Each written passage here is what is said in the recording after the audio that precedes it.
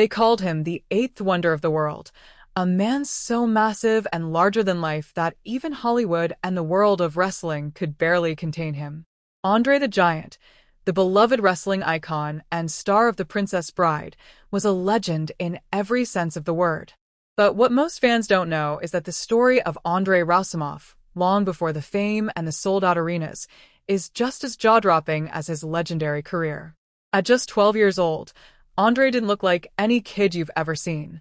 By the time most children were still riding bikes and trading baseball cards, André was already standing at an unbelievable 6 feet 3 inches tall and weighing over 200 pounds, and that was just the beginning of his incredible, heartbreaking, and inspiring story.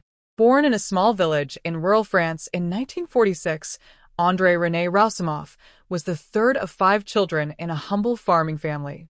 By all accounts, he was a sweet, quiet boy. But his size made him stand out from the very beginning. At birth, André weighed over 13 pounds, and as he grew, his body never stopped. By the time he reached grade school, André towered over his classmates, and by 12, he was the size of a grown man. He couldn't fit on the school bus, couldn't sit comfortably at a classroom desk, and often felt like an outsider in a world that didn't understand him. What no one knew at the time was that André had a condition called acromegaly, a rare disorder that causes abnormal growth due to excess growth hormone. But in that tiny French village, there were no specialists, no doctors who could explain what was happening.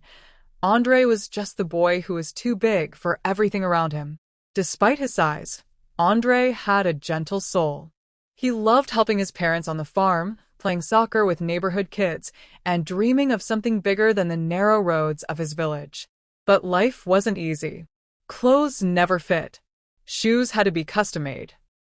And whispers followed him everywhere, labeling him a freak before he even had the chance to understand what that word meant.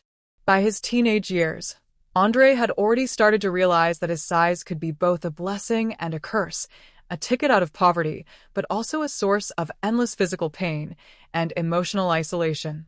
At 14, André left home to work on farms and construction sites, his towering frame making him a natural for hard labor. But fate had other plans. By 17, he was discovered by a wrestling promoter who saw not just his size, but his potential to captivate audiences.